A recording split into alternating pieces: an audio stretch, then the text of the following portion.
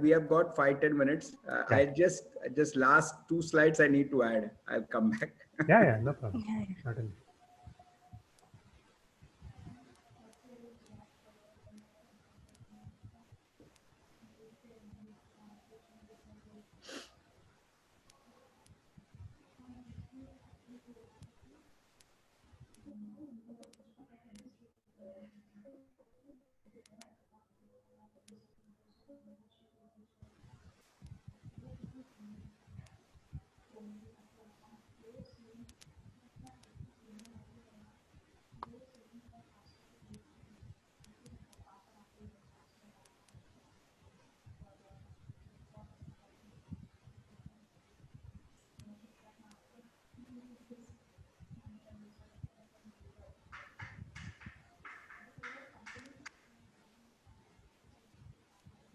Sir, I've shared my final PPT with Shanti. Okay. And even I can share the screen and like whatever, however it goes Okay. at your call. Yeah. Okay.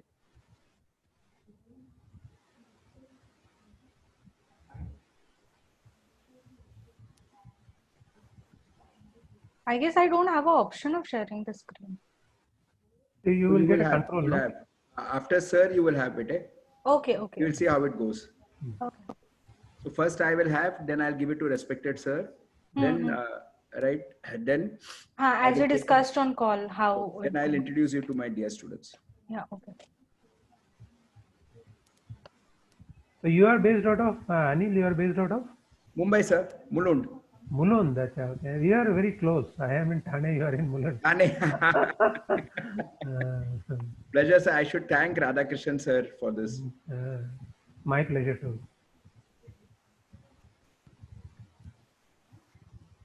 So, sir, today was officially supposed to be the last session, but we are extending it. I see. This started with I requesting dear students to contribute to Hunger Collective, and it's gone off very well, sir. The kids have really contributed.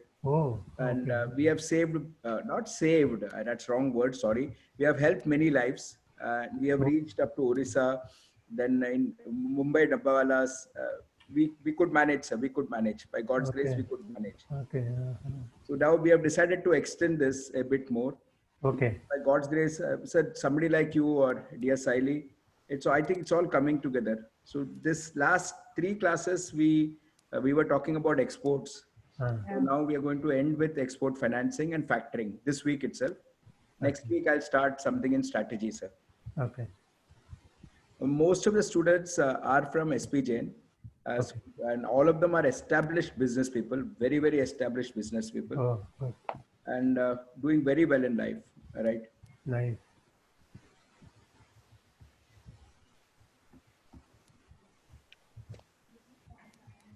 I think Radhakrishnan sir was very kind to introduce me, sir. I'm so happy. Yeah, we are good friends.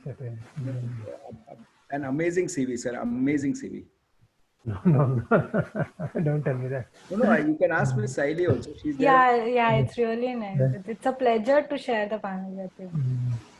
She immediately called me saying, sir, wow. I said, yeah.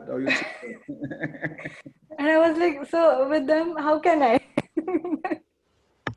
No, I think that really does not matter.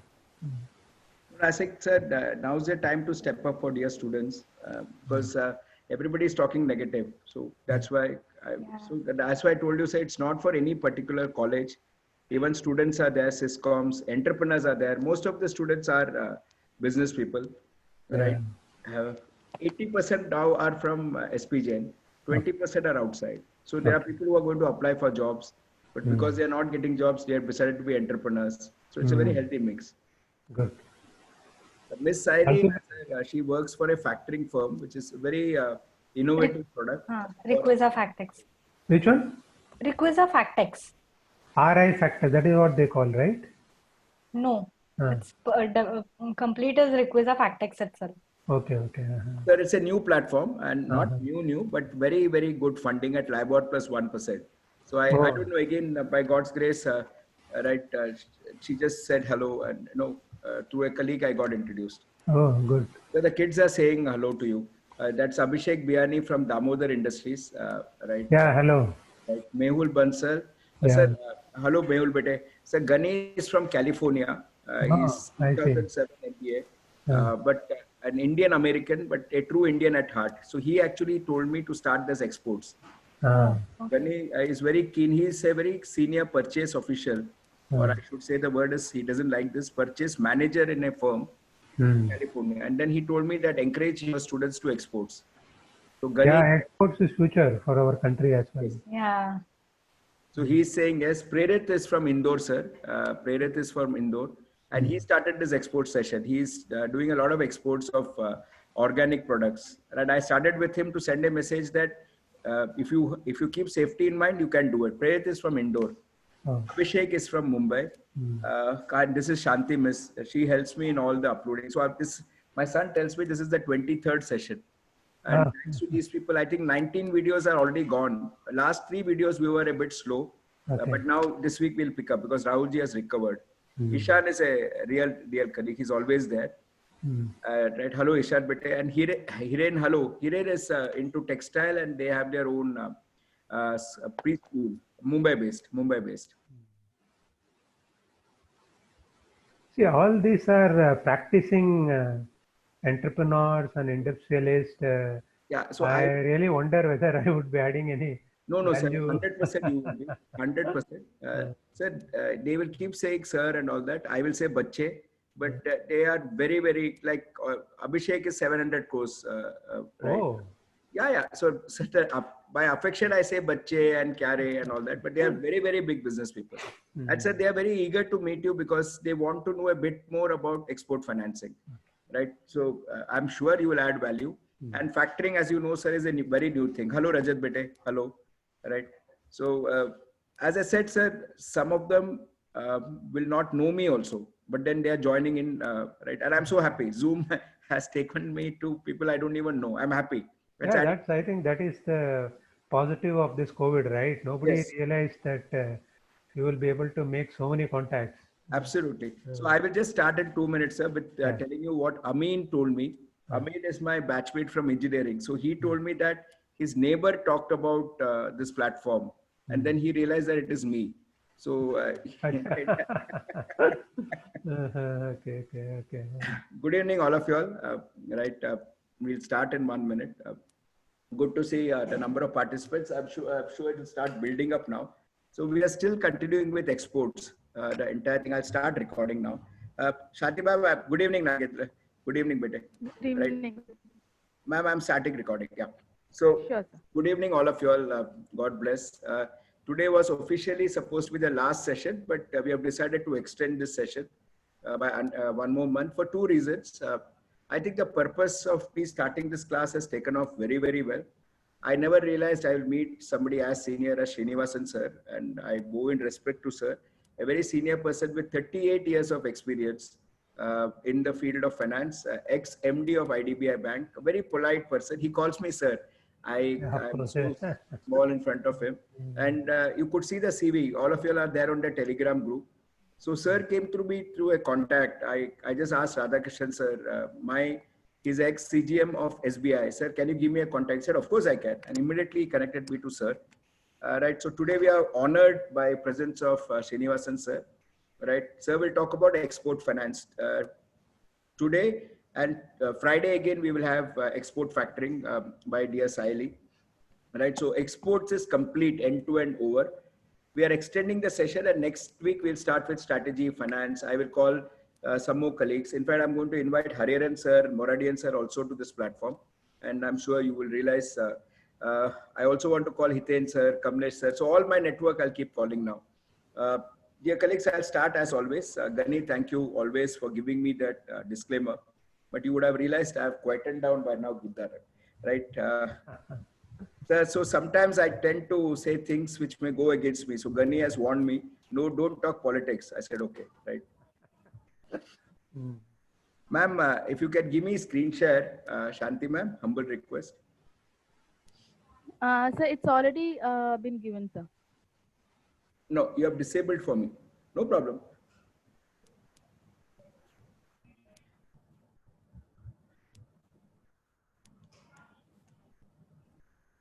So you will have very senior people like Ketan sir also joining in very soon. Now is it okay, Yes, sir? yes, perfect, ma'am. Perfect. Thank you very much. Okay.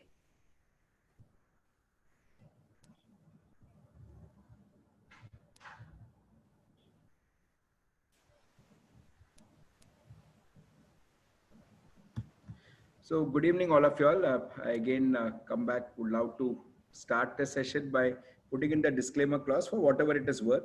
I'm sure nothing that I'm saying now is going to get me into problem, but he's right. Gani, I respect a lot. So first disclaimer clause, and of course, thanks to Dr. Shrikant. Dr. Shrikant had told me something long back, my guru, and today is no longer with me in body, but in spirit, he had told me something back. He said that if your intentions are right, you will never know that people will come and join you. Of course, that later on turned out to be a Shah Rukh Khan dialogue from a movie. But Dr. Shrikant had said that in 1999 when I joined SP Jain, that he had said, keep your intentions clean and you'll see that happening. So today you can see, colleagues, I have two guest speakers whom I have never met personally, but they are there because we want to help you in your exports, right? Right. So I thank my knowledge partners for today. I bow in respect to Dr. Shrikant, my director Parimal sir, all of you all, super leaders, my teachers, my group of colleagues who helped me in uploading these videos fast. I need to really thank Shanti ma'am. She's back with us after a long time. And of course, others also did a good job, Anto and others, Sureshji's team. Today, we have a knowledge partner in terms of Srinivasan sir, 38 years of experience, ex-executive director of IDBI Bank, has spent his life in SIDBI. I don't think you can get somebody better than this, right? SIDBI is for small and medium enterprises. I'm sure immediately in the chat you would say, this is God's grace, right? And the country needs people like you all. And then we have young Saili, whom I would introduce today, and a complete demo would come in. I thank Viral Jain for the comment last time that I should not put too many speakers in one session. So I take that in absolute humility. So today I will introduce Saili, and Saili will speak a bit. Demonstration will follow on Friday, right? I start with a joke. So this is a joke going around just to keep the mood light. So there's this teacher asking, right, if a single teacher can't teach us all the subjects, then how can you expect a single student to learn all the subjects? So that's on a lighter mood. But that I think is the problem with Indian education. We tend to put a lot of pressure. So now the good news I was told is CBSE has cut syllabus by 30% or 60%, something 30%. Yeah. So suddenly I see a wave of happiness among students. I really do not know if that is the right approach. My honest assessment of Harvard when I went to Harvard was, I think we are much better intellectually than any of these guys. But the problem that we have is we tend to have what is called as a single way approach. Teacher teaches, student has to learn. What I learned in Harvard was something called as flip education. That means the students are as much as precious as the teacher. So what happens typically is the peers come into the play, and the peers would add value as much as the teacher. So I personally believe, I request through our platform, I would request that we should relook at education. Already my colleague from Bajaj, Mr. Milan, he has decided that his son will not go to a school. He will homeschool the kid, and the kid is doing extremely well. Just a thought through a joke. Yes, we continue, right, for the Hunger Collective movement, right. The good news is it's picking up again. The donations are picking up. Thank you very much. The idea is to keep going and help society through businesses. Help society through businesses. If you all businesses do well, society will be benefited. Thank you, Rashri Sai, wonderful technocrat, young lady, mother of a 3-year-old kid, 2 firms she runs, one in Chennai, one in Navi Mumbai, and still does an amazing job. Last I know, she has touched people in Orissa, right, through Hunger Collective. So Mumbai covered, Delhi covered, Elephanta Caves, Gujarat covered, and now Delhi covered, yeah, and now Orissa, right? And we are still waiting to see how well we can add to society. My sponsors, Vismay, Hiranyap, right, grow it. So Srinivasan sir, Sai Limited, we have a sponsor for this session. So they donate an amount, and that amount directly goes to Hunger Collective, right? So these are our past sponsors. Grow it is from Saurabh Agarwal, his agriculture firm. This is that lovely family, Shah family. I think I got the name right. Speedo Communication, Nagendra just said hello to us, right? It's the Parsi and Pai brothers, God bless, and they are looking at exports now, right? SS Techno, Prasad Khatav, right? Lovely family, 0% wastage. Hartek Simar, who actually introduced me to this platform of Zoom and showed me what I could do. Thank you, Simar, from the bottom of my heart. Sri Devi, love you, Akshay Kalyanpur. I have never seen somebody as polite as you and from a very cultured family, right? The values of your family flow. In particular, I respect your wife because she has given up a corporate career to help BMC students, right? As Akshay says, she found her calling, right? This is an example the young lady has set for somebody like me also. Sunanda, the Manjrikas, waterproofing, I thank you very much for your contribution to Hunger Collective. Leave Satwik, that this is for young mothers taking care, started by 3 lady entrepreneurs doing a good job. It's a startup, right? And they are very clear, they'll keep it small and they keep it niche. Integrated group, Ketan sir, all I can say is namaste and respects to you always. Manasha, love you, bache, and of course, your wife who is helping you now market integrated. Thank you, Shah family, for your sponsorship. Yogesh Group in Pune, real estate giants, also into infrastructure. Father came to Pune with 700 rupees, right? And today is a real estate giant and infrastructure giant. They just backed a contract with JNPT, right? Love you all, Yogesh. Thank you very, very much. Yes, Hiren, love you, bache. Meba International Preschool and of course into textiles. Very, very, very soft-spoken colleague. Very, very soft-spoken colleague. Thank you very, very much. Yes, Starway, Raj Lubricate, Solaj Lubricate, thank you very, very much from Orissa. Now expanding into hotels and inspiring me by saying that, so what? My current hotel is not doing well, but I see future is going to be good. So I'm expanding my hotel. Very well diversified business. Thank you very much. Virtual accountants, Palm Tax Solutions. Jay Shah sir, I call him Jay Betek. Thank you very much. They provide virtual accounting solutions. So if anybody is looking for a virtual accountant, not a full-time, I recommend Jay for his professionalism, both in GST and direct taxes. Yes, today's sponsor, Shriram Wire Ranchi. So this Jharkhand for me, and now I'll slow down for 2 minutes. This is my sponsor for today. All right, Jharkhand for us, all of us is Mahendra Singh Dhoni. For me also, it is Mahendra Singh Dhoni. Now, no longer it is Mahendra Singh Dhoni. Now, for me, Jharkhand is Anjay Ji. So Anjay Ji has become an icon for me. His humility, the way he does business, right, the way he talks, and I want to imbibe his family values. So today's sponsor is Shriram Wire. All of you know, this is the company, Shriram Wire, right? This is the person, Anjay Ji. Thank you, Varun Bete, for introducing me to such a wonderful personality, right? Grounded, right? This is his family photo. Anjay Ji is right there. I've never met him, but I can feel him. We have done 2 sessions together, one on Simmer's platform. Then I invited him to TaiCon, Thai Hubli, where Sir rocked, okay? Now I will be uploading Sir's video very soon, the Thai one, okay? Because I realize sometimes we go a bit slow on editing videos, no complaints, but it will come. Sir's video will come very soon through TaiCon. This is Sir, Anjay Sir, and you can see running an MSME unit. Srinivasan Sir is looking very carefully. And head honorary secretary of Jharkhand. India is what it is because of these people. Honorary secretary, a member of Samadhan Facilitation Council, right? Also on Jharkhand State Electricity Regulatory Commission. Has told me only one thing. मुझे जिंदगी में जीवन में MSMEs को support करना है, and his knowledge of MSMEs is intense and extremely good. So he is guiding our students on Telegram, telling them what to do, what not to do. Yes, ma'am, Anu ma'am, namaste. Right, sir considers you as an inspiration. In fact, thanks to you, he says that children have excelled in academics.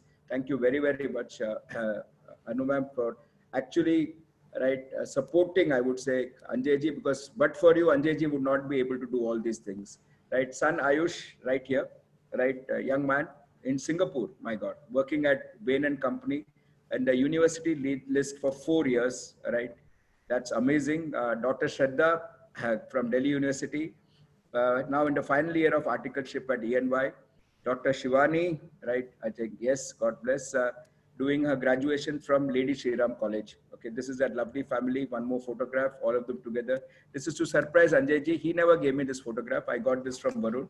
So Anjay Ji, I have my sources to get photographs. Okay, don't underestimate Anil Menon. So the story here, Srinivasan sir, in 30 seconds is Anjay Ji refused to give me photographs. I got it from Varun. Then I put it to Anjay Ji, saying that sir, aap nahi denge to mujhe mil gaya. Then I got this photograph. So this came from Varun. Thank you. This is an extended family. Something very interesting here. Family values. Anjay ji says something which is important, and I quote from the WhatsApp that he has sent to me. I asked who is Varun Gupta because I thought that they are brothers and sisters. He says, no, we are only 3 brothers. I don't have any sister. Then I said, Varun keeps calling you mama. And Varun says, Varun's mother is related to you. He says, yes. Varun is the son of my cousin sister, but I respect her as my sister. She brought me up as I lost my father at a very small age. Anjay ji says that Varun's mother, right, who's a cousin sister, he considers as his own sister because she took care of him at an old age. And sir, I should say, Varun keeps saying that, itna khayal rakhta hai Anjay ji hamara ki hum bol bhi nahi sakte. This is that extended family. God bless. This is Indian values. Gani will respect that even more because he's now in US. I'm sure he's missing India. This is Indian values. This is Anjay ji in a different mode. Sir, this photograph also has come from Varun, right? I just wanted to tell everybody that life is not only about work. God bless. And yes, now there's one small addition in this. Anjay ji respects his mother a lot, right? He says whatever little that is, it came very, very, very clearly when he said, I lost my father at a young age. So he respects his mother a lot. Gayatri Devi ji is her name. This is a unique photograph, and based on this photograph and thanking my sponsor from the bottom of my heart, I want to send a message, a small video for all of us, and then today Srinivasan sir would start. I am very much on time. If you see, everything is timed to perfection. This is for all the mothers. Please watch. This is a tribute that we want to pay you, including my mother, right, including my wife. कि खुदा हर जगह मौजूद नहीं रह सकता था, इसलिए उसने माँ बनाई। लेकिन कि खुदा हर जगह मौजूद नहीं रह सकता था, इसलिए उसने माँ बनाई। लेकिन आगे की कहानी किसी ने नहीं सुनाई। आज मैं सुनाता हूँ। ऐसा नहीं कि माँ को बनाकर खुदा ने कोई जश्न मनाया, बल्कि सच तो ये है कि वो बहुत पछताया। कब उसका एक एक जादू किसी और ने चुरा लिया, वो जान भी नहीं पाया। खुदा का काम था मोहब्बत, वो माँ करने लगी। खुदा का काम था हिफाजत, वो माँ करने लगी। खुदा का काम था बरकत, वो भी माँ करने लगी। देखते ही देखते उसकी आंखों के सामने कोई और परवरदिगार हो गया। वो बहुत मायूस हुआ, बहुत पछताया, क्योंकि माँ को बनाकर खुदा बेरोजगार हो गया।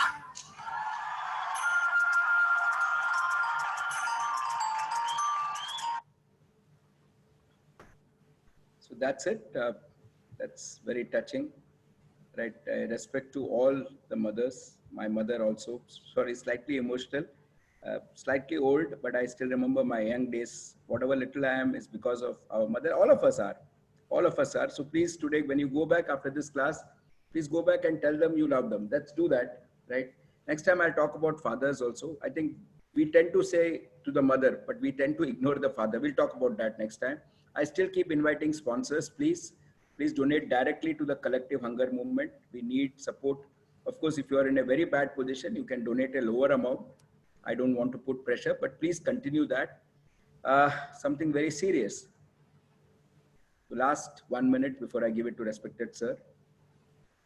Chinese troops withdraw from Galwan Post, and 97 days after this headline, the 1962 war happened. I don't know, but I'm a student of engineering. I've done statistics. I do trend analysis. It's slightly worrying. I think we should not let our guard down. You may take it as a joke, but there is, I don't know, right? This came to me, and then this also came to me. This came to me earlier, and this came to me 2 days back. So 1938, France held the World Cup. 2018, France held the World Cup. 1939, Australian bushfire. 2019, Australian bushfire. 1940, cancellation of Tokyo Olympics. 2020, cancellation of Tokyo Olympics. 1941, Japan attacked Pearl Harbor. 2021 is something which we leave. I do not know, but I only say that do not leave our guard down, because the media is now starting to report that China is leaving, but I don't think China will keep quiet. because the Chinese, any leader to distract attention will talk nationalism. That's a basic thing of life. And China is going through damn serious problems. So I don't know what they're going to do. We'll just have to wait and watch. The idea is do not leave your guard down. This is going to be exports. Thank you very much, Prerit. Thank you, Tej. Thank you, Deepak sir. Right. Thank you, Rashish ji. Exports movement is on. Export plan is on. And today's discussion is about financing. The second last session is about financing. That's respected Srinivasan sir right there, sitting very calmly, but you can see experience of 38 plus years. Some of you are not even 38 years old, right? So that is his experience. He has been with SIDBI, right? He has done everything with SME Exchange. I politely invited sir to join the Telegram group. I said, sir, you please come and guide the students. Right? Sir said, yeah, why not? Right? And when I spoke to him, I felt a warmth in sir. I felt a warmth in sir, right? You can see the entire thing about sir, right? SIDBI, IDBI Insurance, IDBI Mutual Fund, Haldia Petrochem board members. He was in the board director. He retired as executive director of IDBI, right?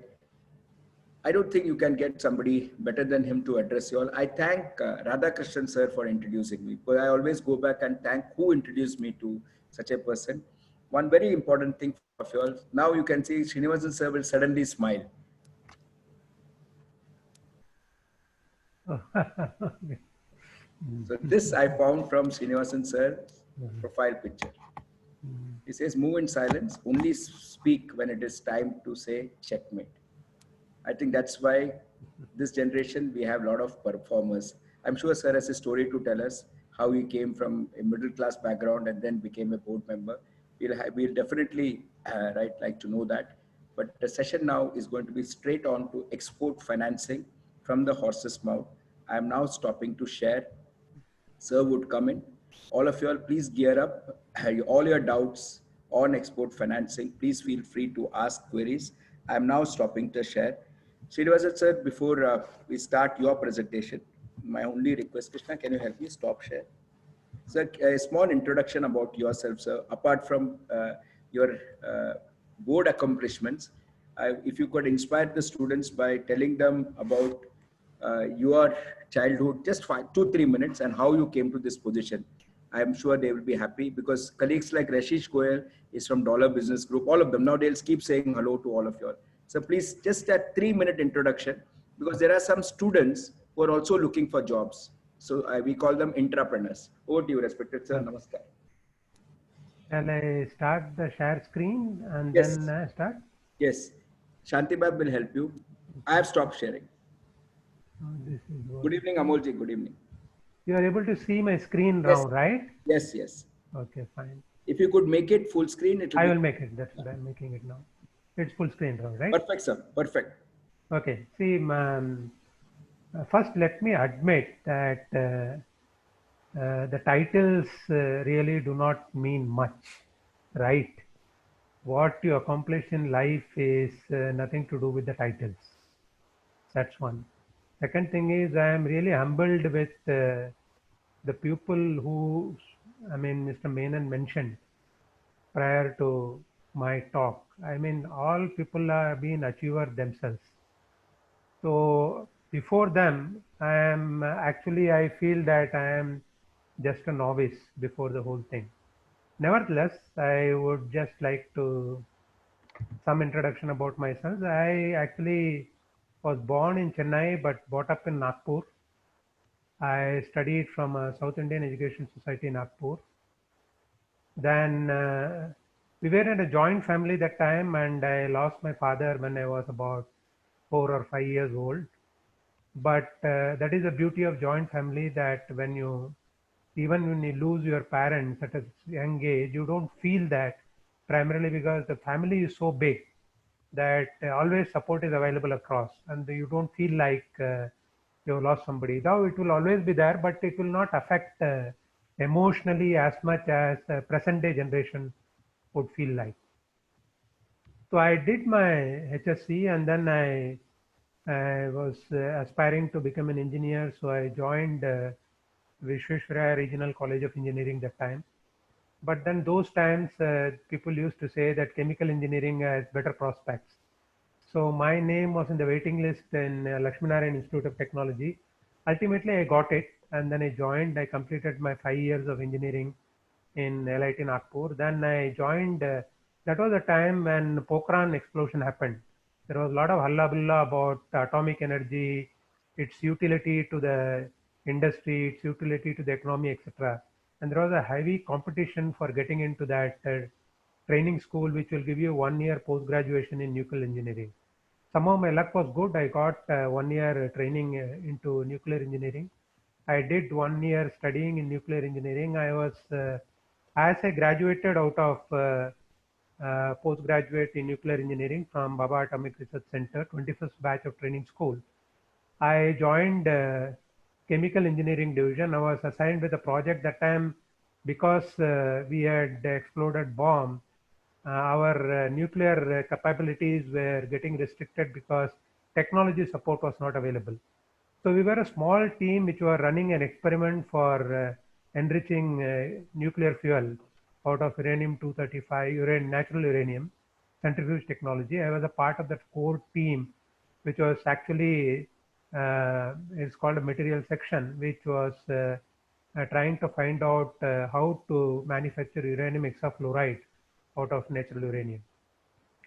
So that was a project I did for 3 years, and at the end of somehow the over there did not gel with me, and I decided to quit that organization. I joined Hindustan Lever.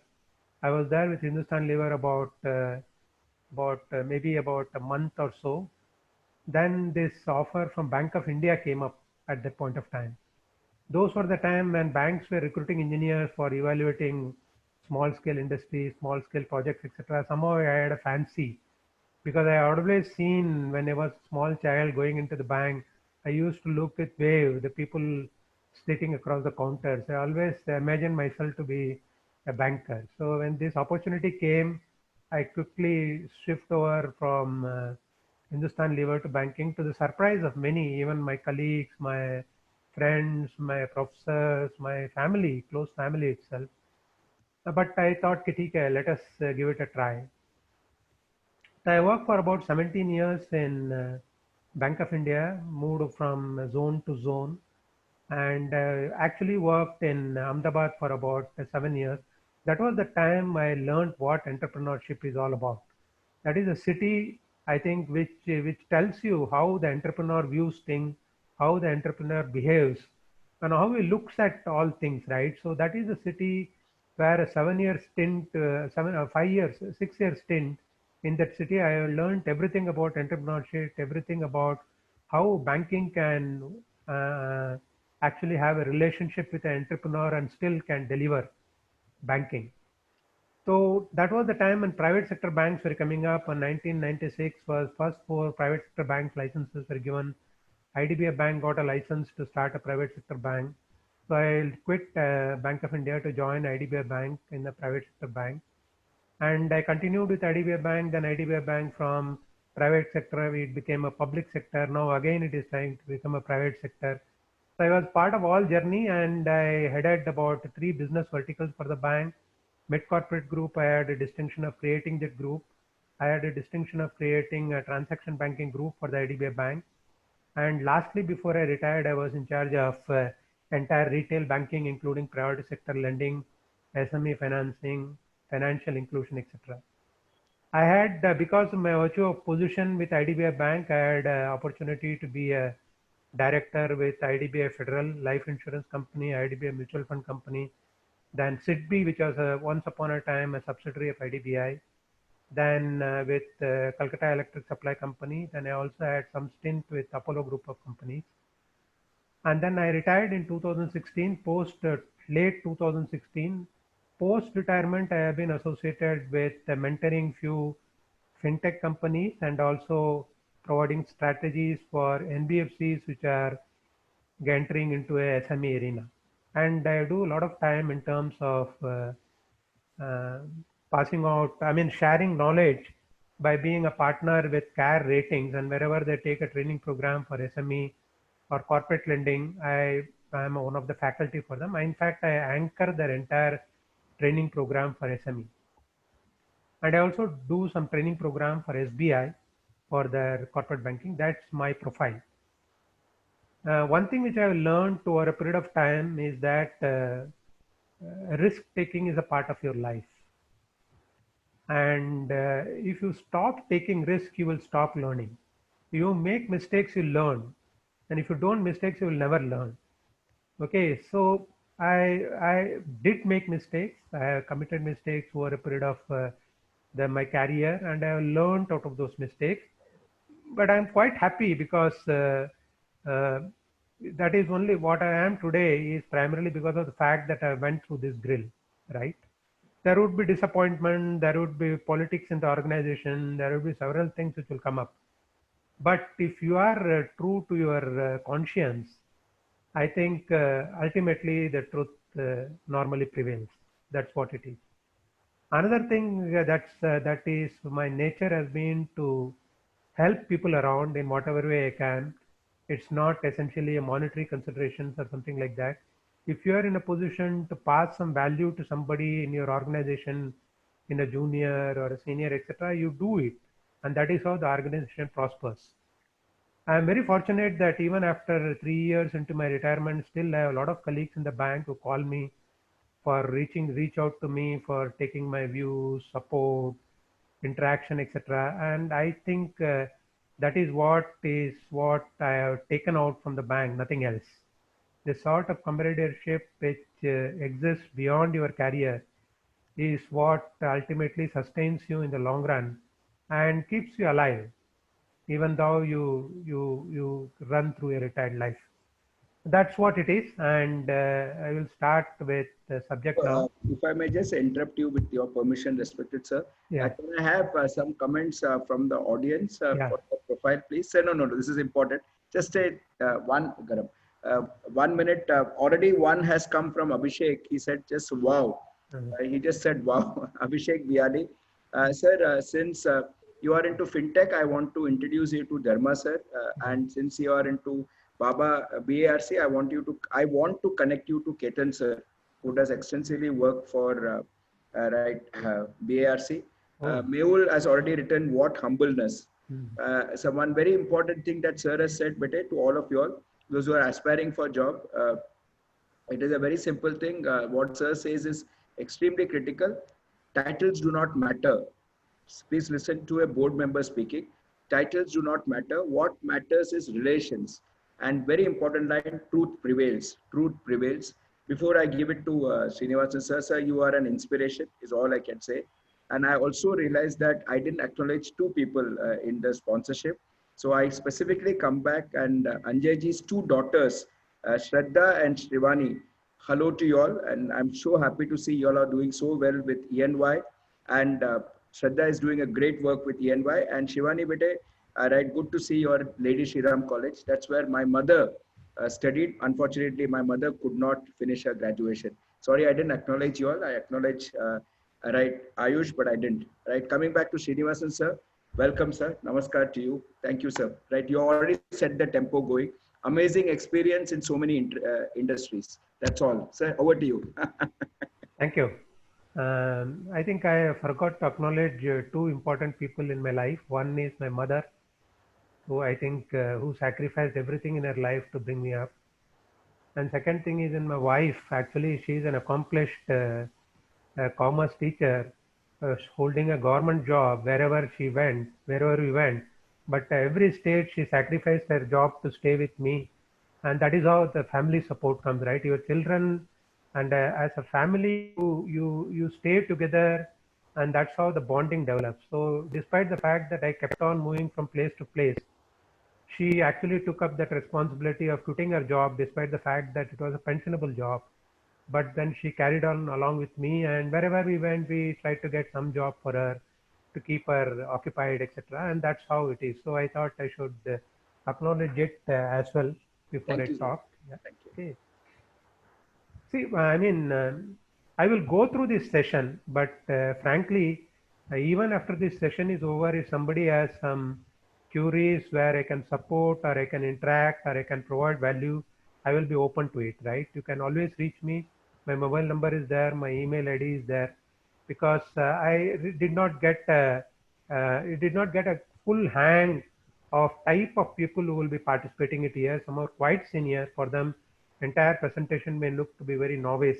But I can only assure you that whatever feedback or whatever information you have or you seek from me, I would always be open in terms of sharing those information. Anyway, you can call me over phone or you can call me over chat or WhatsApp. I will join the Telegram group also so that you can keep on interacting. I mean, you don't have any inhibition in doing that. That's what it is, right?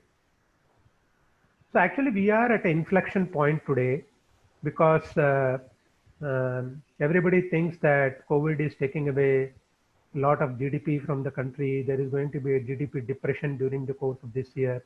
Everything is perfect, but one thing I have learned, and everybody has learned over a period of time, is the resilience with the Indians is something which is phenomenal. You can't have this resilience across citizens of any other country. And therefore, I am quite sanguine that it's only a matter of time. This too will pass and will possibly emerge much stronger out of it. If you look at the positives out of it, you will definitely feel that some of the things, some of the units which survive out of this crisis will come out much stronger because they would have come to terms with improving the efficiency in their setup, which they never would have imagined that they would be in a position to do. Number two is everybody now recognizes the importance of digitalization of their entire business, right? Otherwise, nobody would have thought what we could not do over a period of last 5-6 years. MSMEs have done over a period of last 6 months or 2 months in terms of digitalization.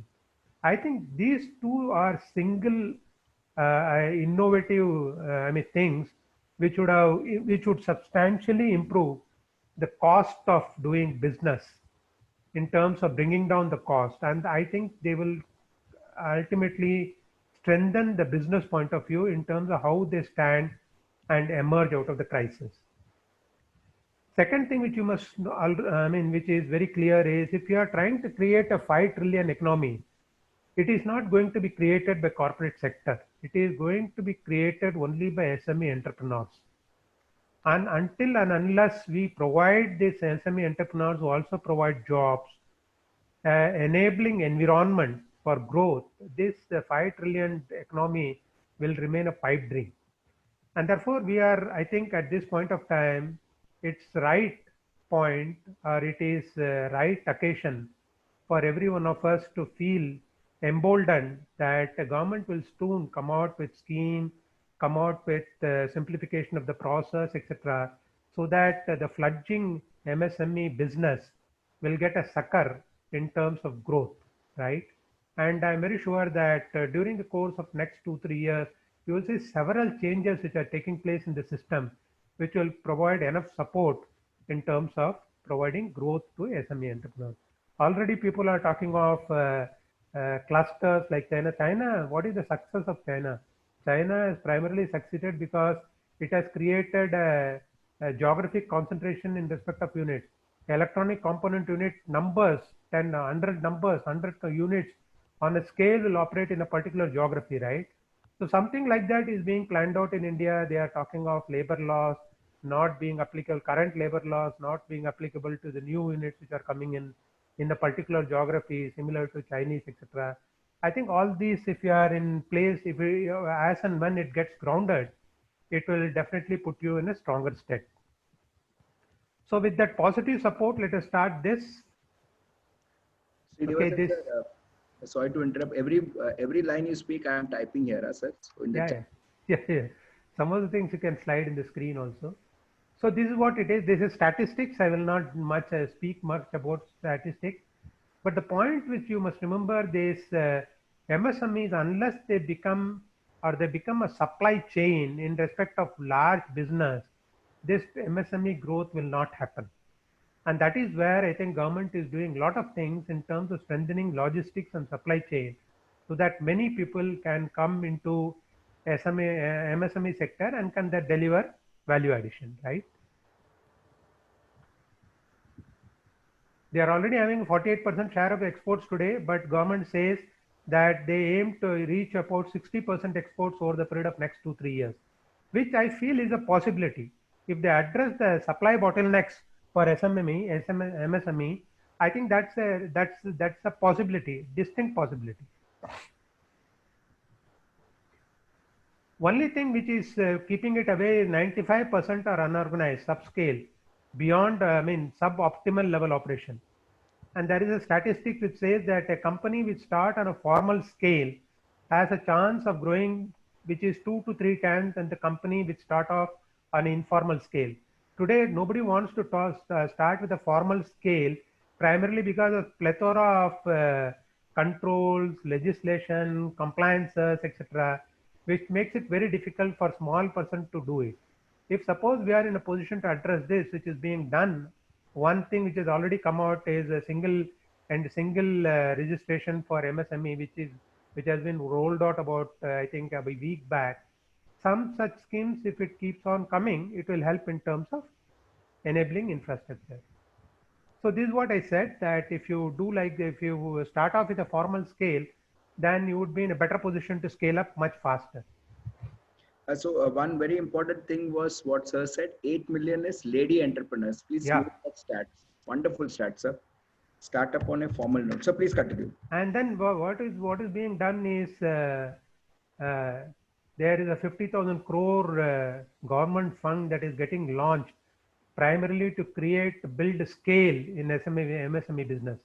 This is going to pump equity, and they are thinking in terms of investing equity up to 15 crore in a single enterprise, right? So this is again another initiative which will propel MSME sector. I said large clusters are being planned along the NHAI corridors, where the land is available much cheaper. They are situated around villages. They will provide village entrepreneurs enabling opportunity to be a part of the mainstream business. If you look at global trade, about 80 to 90% of the world trade today relies on trade finance.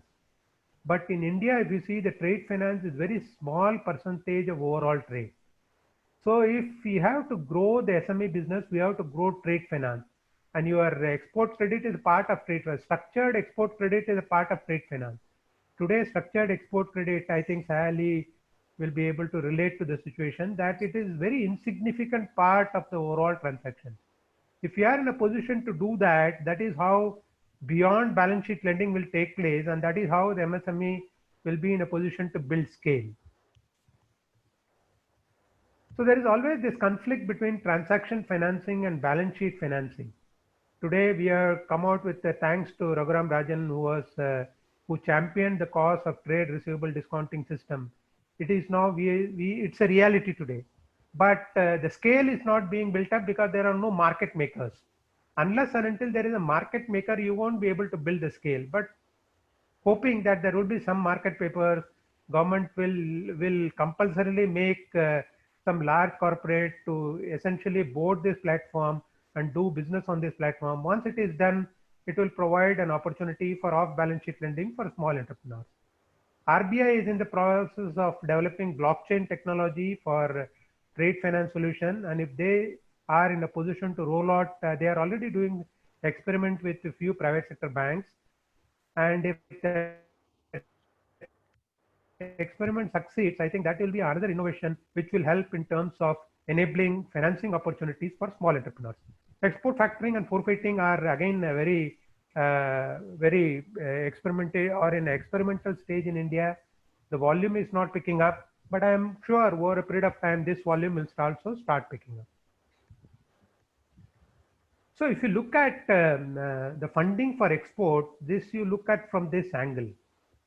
For an exporter who is based out of India, to export an open account is the most riskiest proposition.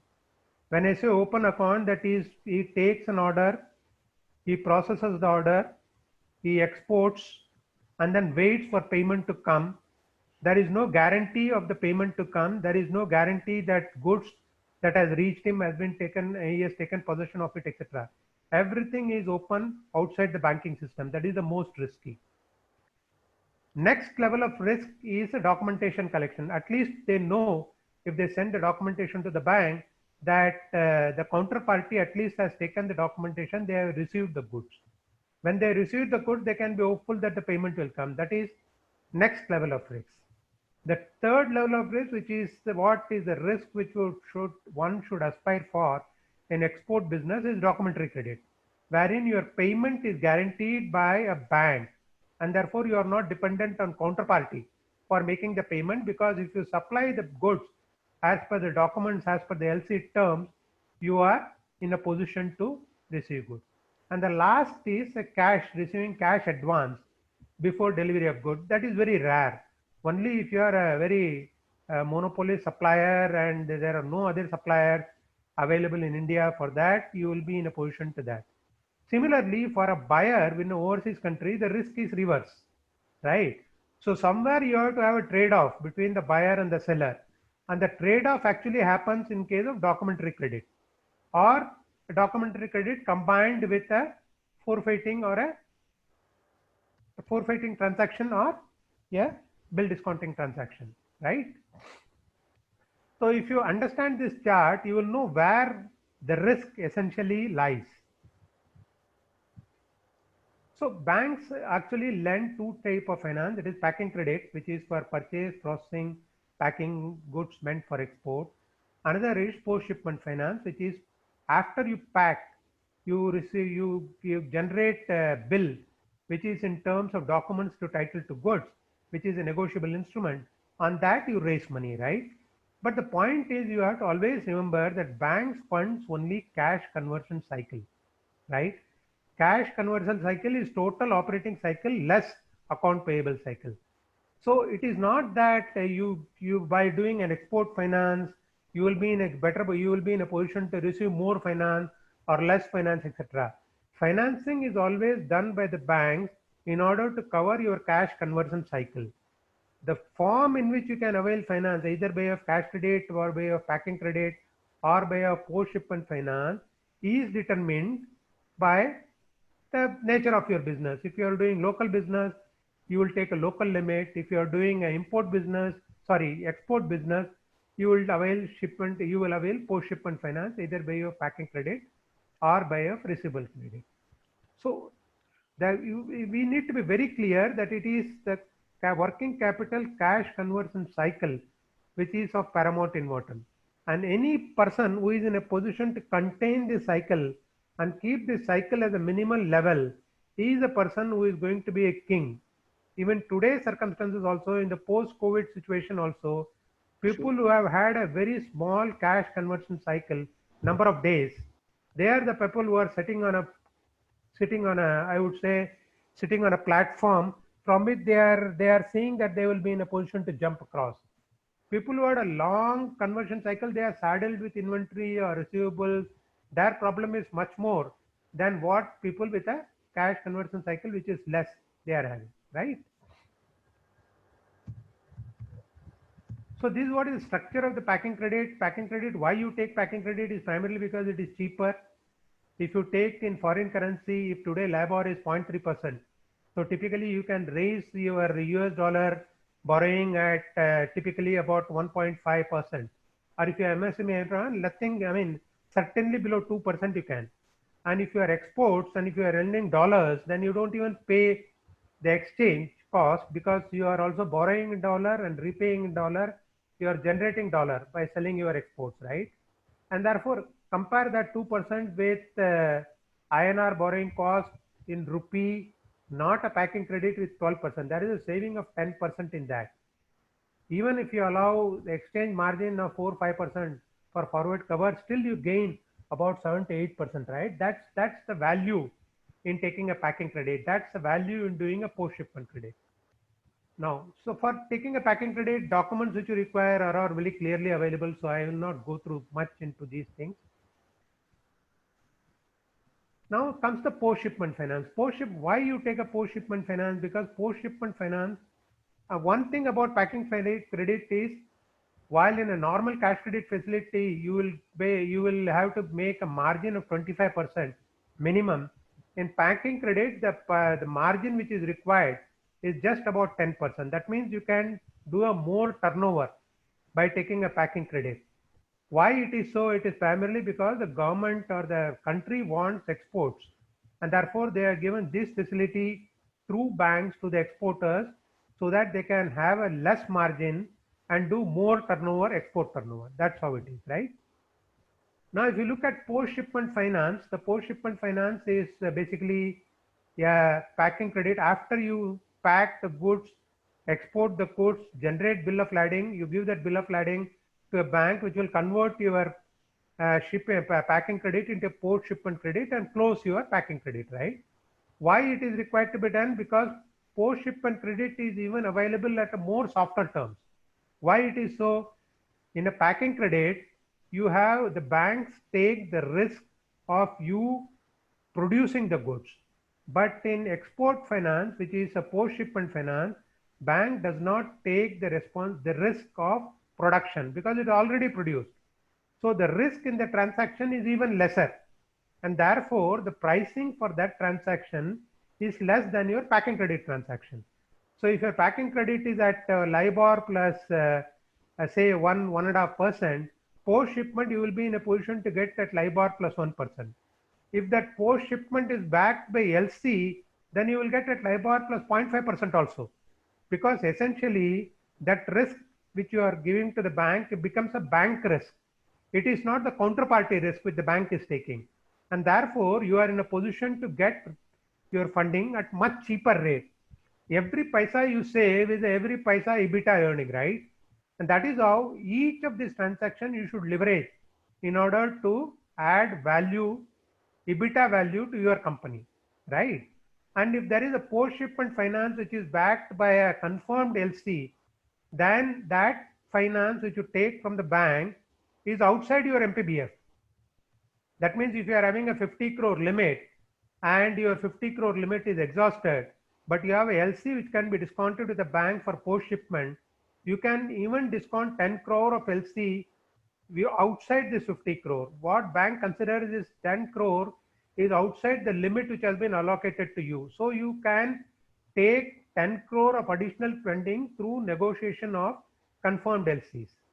So this is a way you will be in a position, you are in a position to leverage more funding out of less funds at a cheaper rate through export financing, right? These are the benefits of export financing. So what is that the government, every government has got an export credit agency, right? So the job of in every country is to have an export credit agency which is supposed to take care of exports out of that country. In India, you have two institutions. One is your Exim Bank. Exim Bank provides funding, okay, while your ECGC is providing insurance. Unlike in other countries where both US Exim Bank, it does both the function together. While in India, we have two institutions. One is an export-import bank and another one is ECGC. ECGC is taking care of the risk which is inevitable in export transaction in terms of ensuring that small exporters are not taking disproportionate counterparty risk. When I say disproportionate counterparty risk, it means if I got a turnover of 5 crore and if I raise a bill of 50 lakhs to an overseas exporter, and if I am not in a position to get export money because the overseas exporter has failed, overseas importer has failed, then 50 lakhs is my profit for the overall for overall year. I won't be able to survive, right? And that is why it is necessary to provide some sort of comfort to a lender and also to the customer. And that is why this export credit insurance has come up. Now, export credit insurance also operates in two forms.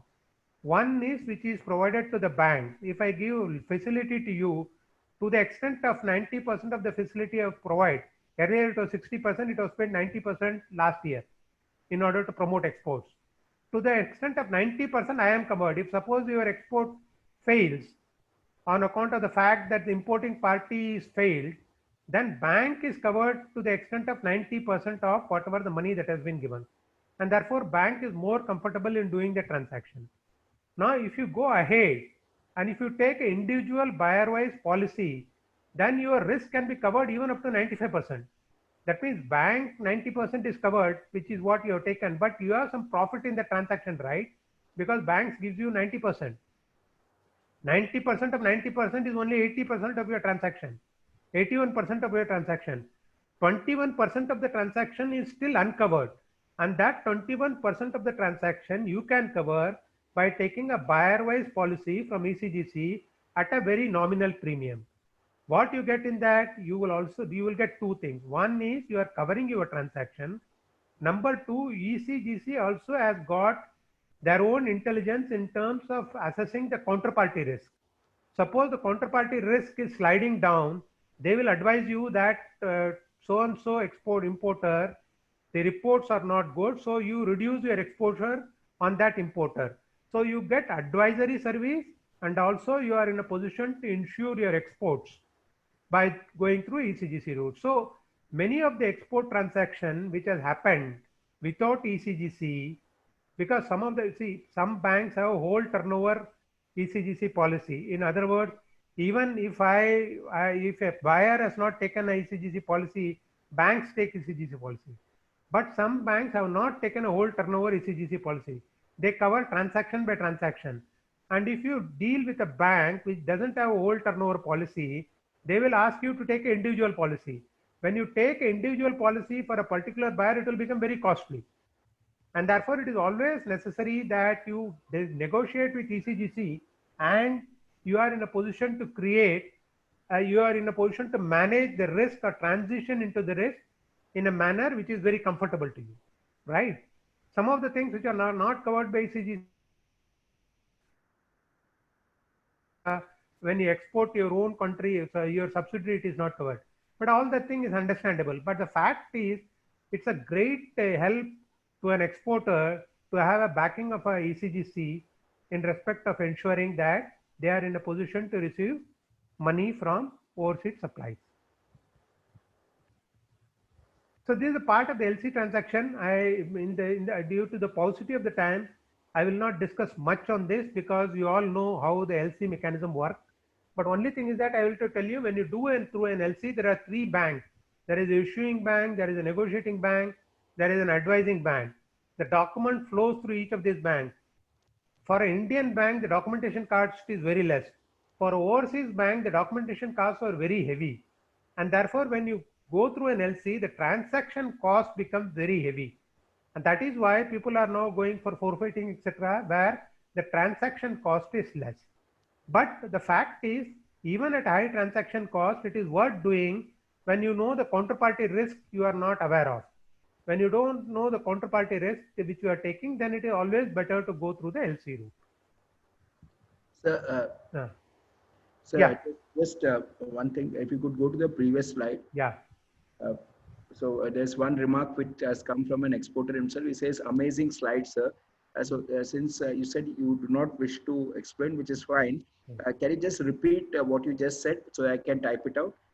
The last two lines, sir, respected sir. Basically, the issuing bank, there are three banks which are involved in LC: issuing bank, advising bank, and negotiating bank. Lot of documents travel through each of these banks. For an Indian bank, I am an exporter. Advising bank and negotiating bank could be an Indian bank. For them, the transaction processing costs are minimal, but transaction processing cost with a foreign bank is very high. Actually, they just rob you in terms of documentation cost. And therefore, if you look at the overall cost of doing this transaction along with LC issuing cost, it becomes prohibitively high. And therefore, this transaction needs to be chosen only when it is very clear that you don't want to take the overseas importer's risk on your head. You don't know the quality and the credentials of the overseas importer. Only then you take that risk. Otherwise, you go through forfeiting or you go through a factoring, export factoring, etc. Right? And that is how it is. Okay. Now the fact is there are small exporters. Big exporters will get LC, but small exporter will not get LC. And that is why there is something called merchant exporters. They aggregate the export of all the small manufacturers, and then they negotiate with the buyer. And then they parcel, they negotiate with the buyer, take the LC from the buyer by being a single beneficiary. Then they go to the advising bank and then parcel that LC into 10 LCs, right? They transfer that LC to each of the seller. 10 seller may be supplying to that aggregator, and that aggregator will negotiate with the buyer. So the 10 seller will each take that LC document, that subdivided LC document, prepare all documents under that LC, give it to the advising bank. Once they give to the advising bank, the trader will substitute their invoice with the seller invoice, and then he will negotiate for a whole value of that LC with the bank, get the payment, and then give it to the advising bank, and that advising bank, confirming bank, will make the payment to each of the seller.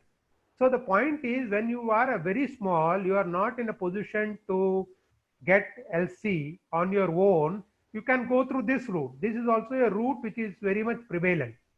And therefore, just being small doesn't exclude you from the benefit of exports. That is what I just want to, make out of this slide. Otherwise, the procedure is given. You can go through the procedure, and if you have any, if you have any problems or if you have any questions, you can ask me. Even outside this session, I can tell you. There is no problem on that. So this is a collection. When you don't want to pay for LC, but still you want to secure your transaction, then you go through this route. That is a collection route. That means the bank doesn't guarantee you payment. Bank guarantee you only the fact that when you send the document, they will ensure that the document is handed over to the importer only after collecting the payment if you instruct so, or you hand over the document and wait for 90 days time for him to pay money. They will wait for 90 days and then they will collect the money and pay it to you. So this is a type of a situation when you will enter into when the counterparty you are dealing with is very high.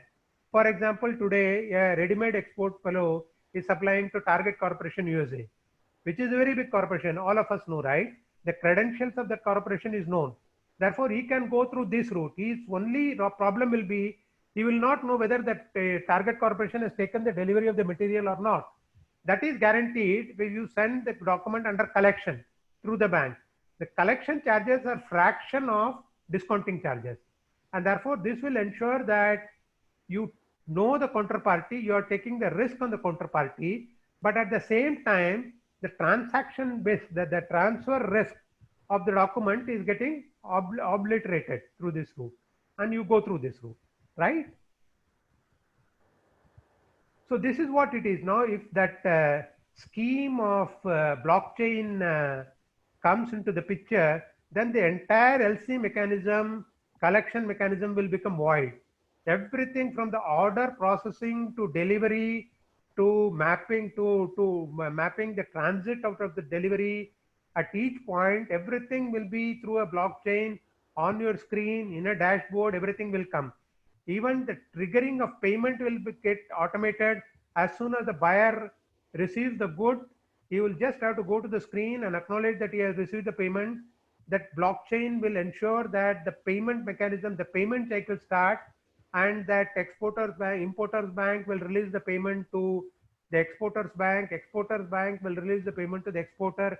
Everything will go through an automatic route, and every stage the documents which are necessary to be submitted will get obliterated because all the documents are essentially available in that chain, and therefore the entire process will get smoothened, and there will be a reduction in the cost of doing this transaction, not only in the reduction in cost of doing the transaction, and also in terms of ease of doing the transaction and the number of days which takes to get this transaction done. Typically, if you want to negotiate an export bill, it will take minimum of 3 to 4 days. But in this type of transaction, you can be rest assured that everything will get done within hours. And that is the beauty of this, which is getting developed. So once it gets developed, your SWIFT mechanism will only remain a payment mechanism. And also, I think that also will get, unless they improve, unless they provide an alternate mechanism for doing this transaction also in that, they will also become an obsolete type of entity. So this, I think Sayali will be in a better position to do. I will not spend much time on that. Primarily, I wanted to tell you is the difference between factoring and forfeiting is primarily the fact that you sell the receivables. Once you sell the receivable, it is to the factor who is bothered about collection of the receivable. If he doesn't get money, it is his headache. But if you factor, it is with recourse to you. In other words, what it means is when you factor the bill, that bill is shown as a cash in your balance sheet and you show it as a contingent liability in your balance sheet.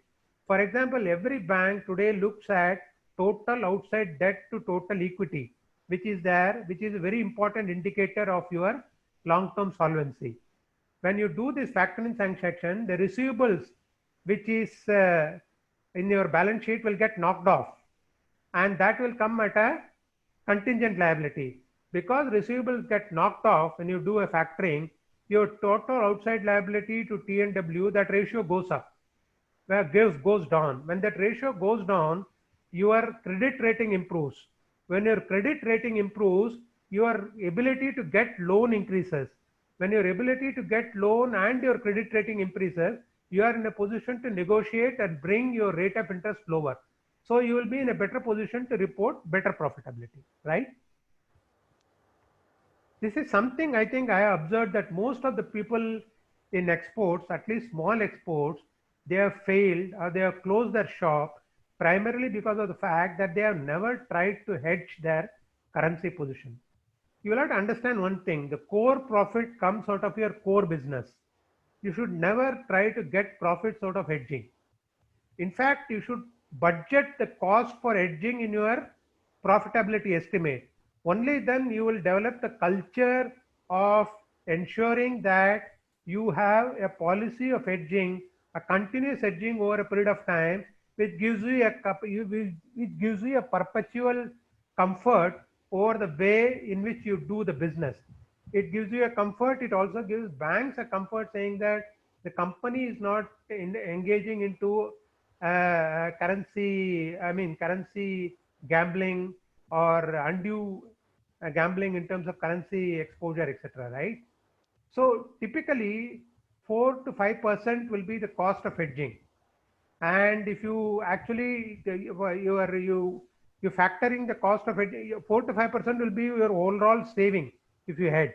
And if you actually factor the cost of hedging, which will be about 2 to 3%, still on a long run, by going through the hedging process, you will save at least 1% of your PAT by doing your PBDIT by doing this process, which is very good in today's circumstances, right? Another thing, very people often say that I have a natural hedge. I import and then I export. To all those people, I want to show this slide. This is rupee volatility over 1 year. It is 10% depreciation has happened. You take even 3 months, 3 months. 3 months also, between the trough and the top, there is you can see the volatility of at least 3%.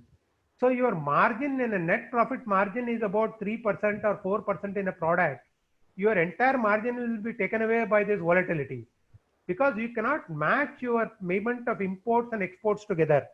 So it is always better, even when you have a import as a natural hedge, to look into the fact that the timing of cash flows will be different for imports and exports, and therefore to consider that and take hedging, maybe even for import separately and export separately, so that you don't confront a situation when you find that your entire profit has been taken away by the exchange depreciation, which has happened, your rupee depreciation which happened, right? And there is something like structured trade finance, which essentially revolves around the fact that they trade on the underlying transaction rather than the balance sheet of the company. This is a type of engineering company. This is a transaction which I did. The client got a large manufacturing order from a large party, but he did not have money. But his credentials in terms of fulfilling the contract was very strong. And the counterparty risk in terms of the multinational company which was buying was also very strong. So we designed a structure in terms of which we parcel this transaction separately. We created an escrow account. We funded that escrow account for the customer to buy all the raw materials, etc. We monitored all the operations through that escrow account. When the material became ripe enough to export, he just submitted the export bill. We negotiated the export bill, and then we made the payment and closed the account. So the customer's gearing ratio was almost 4-5. but still he could do this large transaction and make enough money out of it. So all that structured trade finance transactions are possible when you have a appetite and when you have a appropriate appetite for doing export business. So export is not only packing credit, export is not only post shipment credit, export is also a large way in which you can build your structured financing, and you will be in a better position to make more EBITDA out of it. Now, before I conclude, I just jotted down some success factors which I thought it is my experience. A company which has focused on cash and where the receivable levels were always less than 120 days and where the employee engagement was stronger, that means there was no employee turnover, where the customer continuity was also very strong, where the fixed cost operation was not increasing as he was increasing the sales, and he was more into digitalization, even more to in today's context. I found that these type of companies were in a position to survive the downturn, the shocks, etc. So if you look at each of these factors and you position yourself that incrementally I will progress in this area this much percentage during this course of this year, you will find that you will closely inch to efficiency parameters. Second thing I observed is any company which has a EBITDA of less than 10%, an average cost of borrowing which was more than 12%, have never survived in the long run. So if your EBITDA is less than 10% and today your borrowing cost is more than 12%, you have to be very careful. I don't see your business maturing into next stage. It is certainly going to create a problem for you in future unless you address both the issue. You have to address both the issue. You have to bring down the cost of borrowing. You will also improve your EBITDA by showing inefficiency. So this is broad parameters which I picked up. Sorry. Third thing is pricing. Most of the companies which have gone bankrupt or which are to exports which have become bad is primarily because of the fact that they use price as a leverage when they never had a low cost structure. If a cost structure is low, I mean you are the lowest cost producer, then only you can use price as a leverage. If you start using price as a leverage when you don't have a low cost structure, then you are really getting into a very tight situation. Your survival next year or next year is going to be very tough, right? Small companies always survive on rich ideas and commitments. Small companies gain order only because their commitment to serving the order is very strong, and they all bring new ideas. They themselves are in a position to tell the importers the way to cut down the cost of the product, right? And that is how small companies survive. So if you are a small company, you should always think in terms of generating ideas and showing commitments in terms of execution capability so that you are in a position to win the situation, right?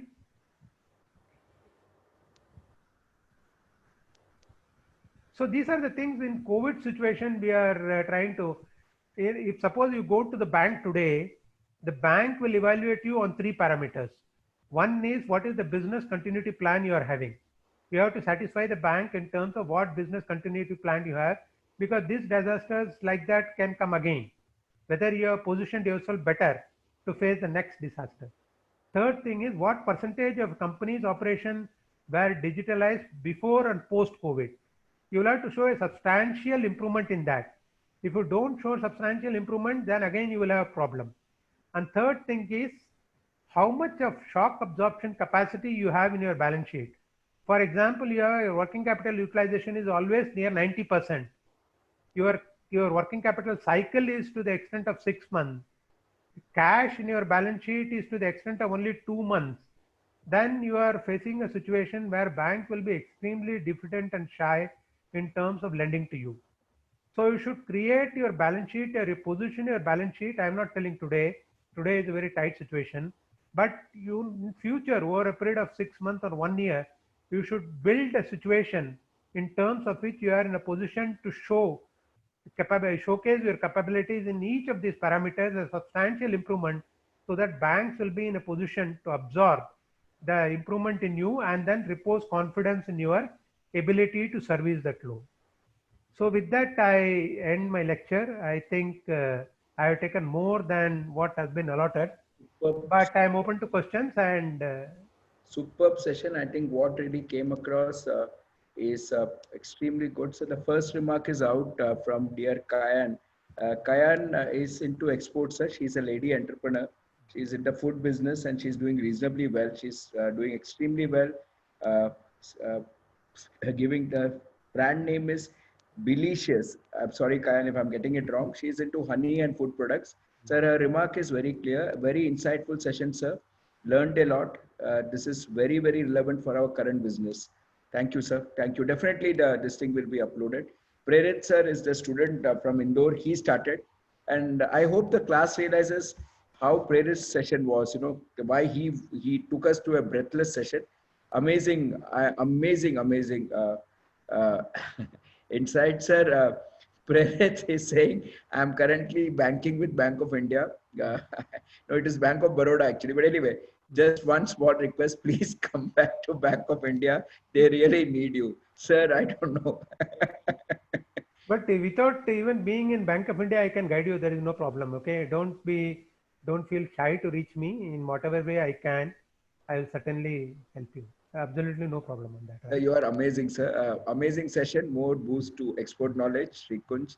Abhishek Biani again. Amazing session. Clarity, absolute clarity on slides. Sir, Abhishek speaks less, but when he says, he means it. Ritesh is again a great colleague, great student. He says amazing learning on export finance. I think there was superb slides and explanation. There was one question Yeah. which came up right for I think it was Kayan who said is documentation. There's something that you mentioned about. I'm sorry. Kayan, can you repeat your question, please, for respected sir? I believe that question was not answered. Preet answered the earlier question. Yeah, For I will respected answer. sir, can we have some questions? Rahul Bete, God bless. Right. Can we have some questions for sir, please? Harish Gandhi is raising his hand. You can ask, no problem. No, sir. What we do here is we just we ask them to type. Okay. So, sir, it was on a slide. What is documentation through banks is exactly what you meant, because she said, I believe that term See, document. documentation, essentially, you have a choice. You can send the documentation to the bank, or you can send the documentation directly to the overseas buyer through your Blue Dart or whatever QA service is there, right? So when you send it through a bank, the bank acknowledges the fact that documentation has been received, documentation has been parted to the importing customer along with a commitment to pay.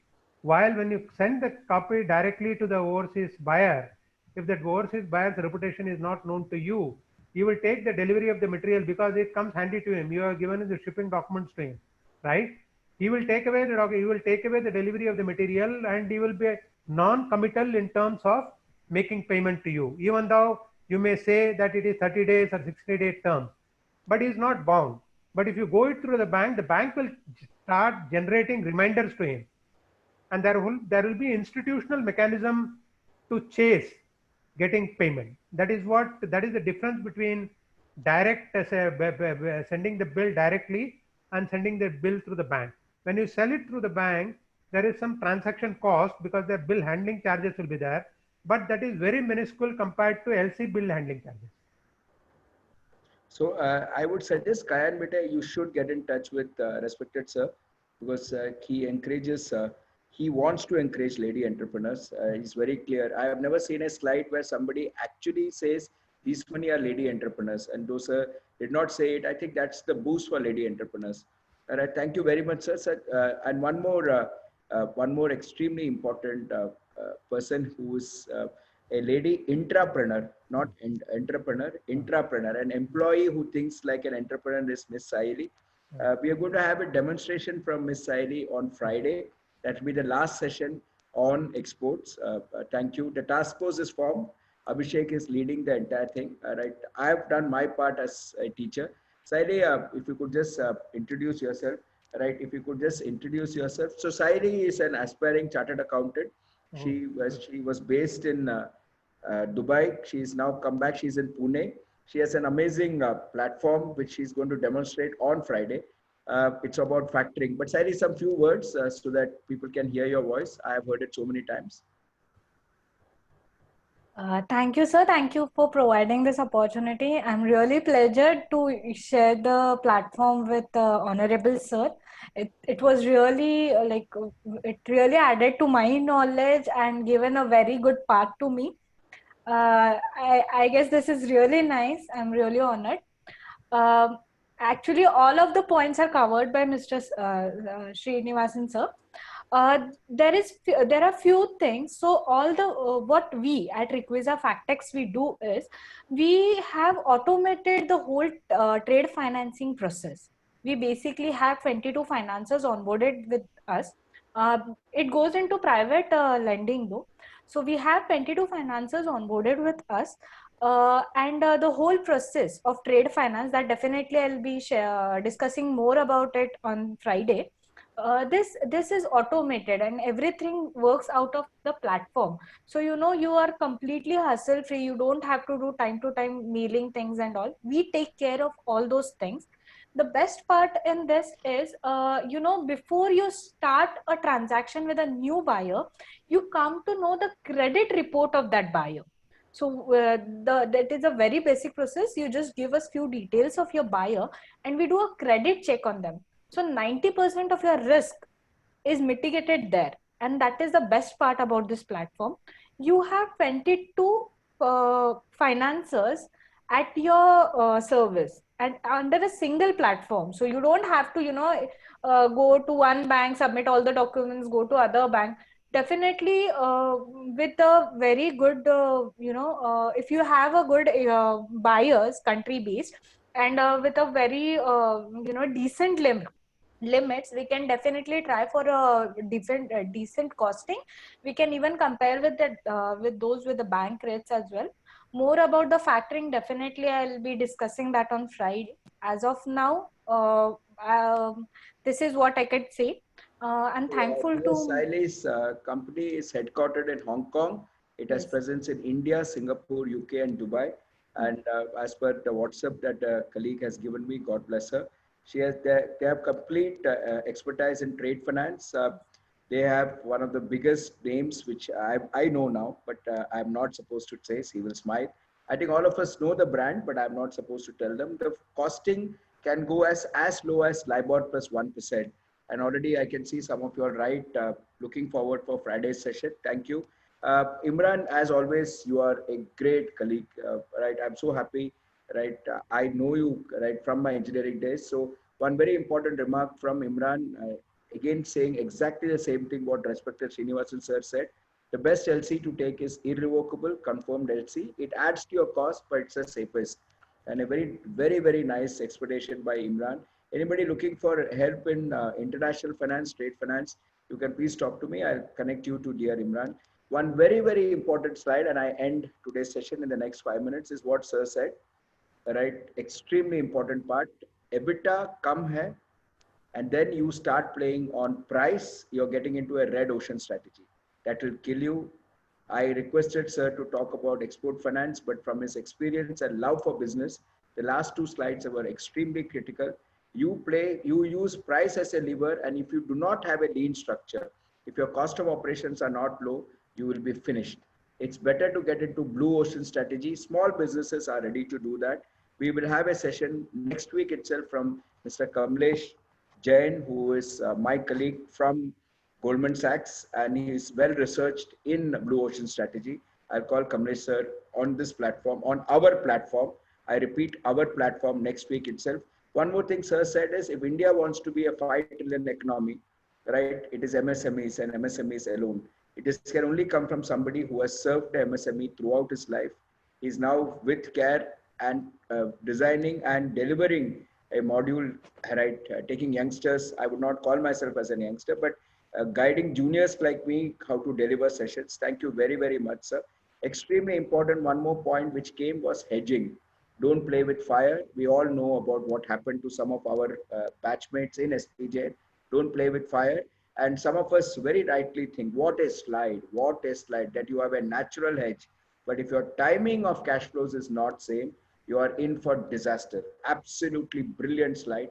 Because some of us say this, अरे import भी करते हैं, export भी करते हैं, तो match हो गया ना? अरे match होगा जब timing same है. Timing same नहीं है तो खत्म.